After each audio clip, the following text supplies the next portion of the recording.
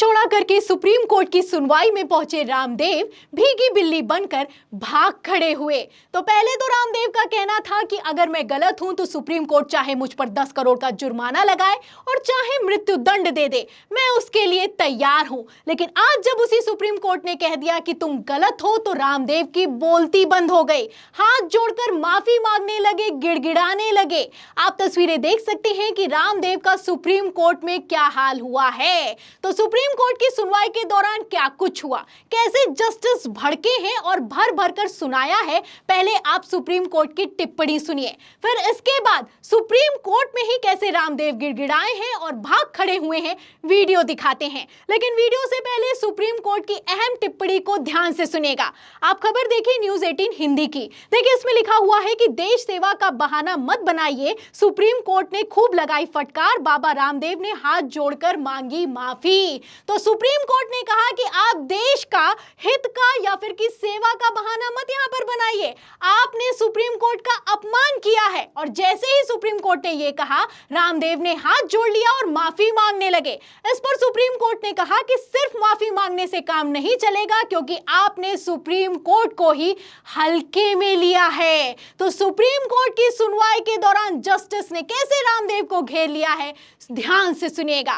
देखिए खबर में अंदर लिखा हुआ है कि सुप्रीम कोर्ट ने बाबा रामदेव और स्वामी बालकृष्ण की तरफ खेद जताते हुए नाराजगी जाहिर की है। अदालत के आदेशों को हल्के में नहीं लिया जा सकता। आपकी ओर से आश्वासन दिया गया और उसके बाद उल्लंघन किया गया। यह देश की सबसे बड़ी अदालत की तौहीन है और अब आप माफी मांग रहे हैं, यह हमें स्वीकार नहीं है। तो गिड़गिड़ाने लगे रामदेव, माफी मांगने लगे, हाथ जोड़कर वहीं खड़े रहे। लेकिन सुप्रीम कोर्ट ने कहा कि पहले तो आपने सुप्रीम कोर्ट को हल्के में लिया और अब माफी मांग रहे हैं, यह माफी स्वीकार नहीं की जाएगी। आगे क्या कहा है सुनिएगा। आगे इसमें लिखा है, कोर्ट ने कहा कि आपकी माफी पर्याप्त नहीं है। सुप्रीम कोर्ट में सुनवाई चल रही थी और उधर पतंजलि विज्ञापन छापे जा रहे थे।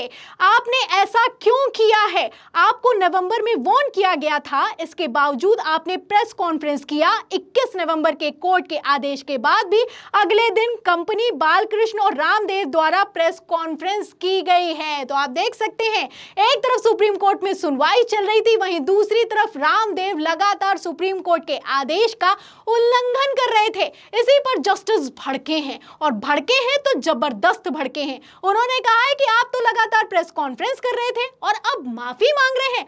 आगे क्या कहा है वो और भी दिलचस्प है, सुनिए। इसमें खबर में लिखा है कि सुप्रीम कोर्ट ने कहा, रामदेव ने कोर्ट के आदेश 24 घंटे के भीतर प्रेस कॉन्फ्रेंस की। विज्ञापन में आप प्रमोटर के तौर पर पेश किए गए। जिस विज्ञापन को बंद करने के लिए कहा गया, उसमें आप खुद प्रमोटर बन के आ रहे थे। आगे कहना है कि अब 2 महीने के बाद अदालत के समक्ष पेश हुए हैं, तब तो आपको समय नहीं मिला और अब अदालत के सामने आए हैं। अब जैसे ही सुप्रीम कोर्ट के जस्टिस ने अपनी टिप्पणी की, रामदेव को कुछ समझ में नहीं आया, गिड़गिड़ाने लगे, माफी मांगने लगे, भावुक हो गए। सुनिएगा, इसमें लिखा भी है कि इस पर रामदेव के वकील ने कहा कि भविष्य में ऐसा नहीं होगा, पहले जो गलती हो गई उसके लिए माफी मांगते हैं। इसके बाद रामदेव ने भी अदालत से माफी मांगी है। तो अदालत से माफी मांगी है, सिर झुकाकर खड़े लग रहे और गिड़गिड़ाने लगे। बिना किसी शर्त के रामदेव ने सुप्रीम कोर्ट से माफी मांगी है। पहले तो कहना था कि कोरोनिल से कोरोना ठीक हो जाएगा, मैं सही कह रहा हूं, डॉक्टर गलत कह रहे हैं, और अगर मैं गलत हुआ तो मुझ पर 10 करोड़ का जुर्माना लगा देना, मुझे मृत्यु दंड दे देना। और अब जब आप देखिए सुप्रीम कोर्ट ने कह दिया कि तुम गलत हो, तो रामदेव की हालत खराब हो गई है और इतनी हालत खराब हो गई है कि बोलती बंद हो गई है। आपको बता दें, सुप्रीम कोर्ट में जो हुआ सो हुआ, तब तो फजियत हुई है, लेकिन जब सुप्रीम कोर्ट से बाहर आए हैं तब भी फजियत हुई है। पत्रकारों ने घेर लिया है और खूब बेइज्जत किया है। कैसे लाला रामदेव को घेर कर बेइज्जत किया गया है, वीडियो देखिए। बाबा रामदेव, आपने ये गलत दावा क्यों किया कोर्ट में कि आप कोरोनिल से इलाज करेंगे? सही ठहर भाई, ओ बाबा रामदेव,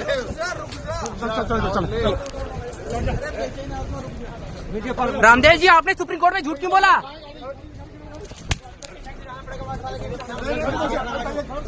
अरे सर ठीक है, अरे हाँ ठीक है, आप हाथ तो छोड़ मेरा, ऐसे नहीं कर सकते। कुछ कर नहीं रहा हूँ सर, कुछ कर थोड़ी रहा हूँ, आप हाथ ऐसे पकड़ थोड़ी सकते।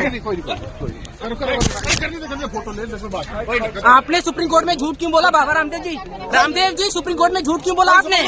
तो सुना आपने, एक पत्रकार है रामदेव से भिड़ जाता है, लगातार सवाल करता है कि आपने सुप्रीम कोर्ट में झूठ क्यों बोला, आपने दवाइयों को लेकर गलत दावा क्यों किया, आपने गलत विज्ञापन क्यों चलाया। इस पर रामदेव की बोलती बंद हो जाती है, जवाब तक नहीं देते बनता। आप देख सकते हैं कि किस तरीके से पत्रकार के साथ भी धक्का मुक्की की जाती है। ये लोग धक्का मुक्की तो कर सकते हैं लेकिन जवाब नहीं दे सकते हैं। और जवाब कैसे दिया जाएगा, क्योंकि फटकार सिर्फ रामदेव को नहीं, मोदी सरकार को भी लगी है। मोदी सरकार को भी फटकार लगाई गई है सुप्रीम कोर्ट में और कहा गया है कि ये सब जो आपने किया है, जाहिर सी बात है कि आपने सरकार की सरपरस्ती में किया है, इसलिए सरकार को भी जवाब देना होगा। क्या कहा है सुप्रीम कोर्ट ने, यह भी टिप्पणी सुनिए। तो प्रभाकर कुमार मिश्रा हैं, सुप्रीम कोर्ट की जो कार्रवाई होती है उसके जाने माने जानकार हैं और इसी के साथ ये वरिष्ठ पत्रकार भी हैं। तो सुप्रीम कोर्ट की टिप्पणी को शेयर करते हुए क्या लिखते हैं सुनेगा। वो लिखते हैं कि सुप्रीम कोर्ट की टिप्पणी, ऐसा लगता है कि पतंजलि के कार्यकलापों में केंद्र और राज्य सरकार दोनों शामिल हैं। केंद्र सरकार को बताना होगा कि बाबा रामदेव की कंपनी पतंजलि कोर्ट के आदेश के बावजूद भ्रामक और गलत दावे करती रही और सरकार ने आंखें बंद कर ली थी। आयुष मंत्रालय को भी जवाब देना होगा। तो सरकार क्यों आंखें बंद करके बैठी थी, सरकार क्यों सुप्रीम कोर्ट के आदेश का जब उल्लंघन हो रहा था तब एक्शन नहीं ले रही थी, जब भ्रामक विज्ञापन चलाया जा रहा था तब एक्शन क्यों नहीं लिया गया, इसका जवाब देना होगा और यह जवाब आयुष मंत्रालय को देना होगा। तो आप देख सकते हैं कि किस तरीके से सुप्रीम कोर्ट ने मोदी सरकार से लेकर रामदेव को घेरा है। जिस कोरोनिल को लेकर आपत्ति जताई गई है उस कोरोनिल का तो मोदी सरकार ने भी प्रचार किया, अब जब फंसे हैं तो बोलती बंद हो गई है। फिलहाल ऐसा बिल्कुल भी नहीं है कि इनकी बोलती हमेशा बंद हो जाया करती है। रामदेव तो अपने जवाबों के लिए जाने जाते हैं, पत्रकारों को बेइज्जत तक कर दिया करते हैं। नहीं याद है तो छोटा सा चंक है, ये भी सुनिए। कौन सी सरकार आपको चाहिए? 40 रुपए पेट्रोल वाली सरकार, 300 रुपए सिलेंडर वाली सरकार। अच्छे भी का कुछ आप ही ने कहा था सरकार बनी थी, आपने कहा था कि नहीं कहा था बाबा जी? मैंने कहा था पूछ पड़ेगा मेरी। बाबा जी तो सुना आपने, पत्रकार सवाल करता है, आपने कहा था कि 40 रुपए पेट्रोल और 300 रुपए सिलेंडर वाली सरकार चाहिए क्या?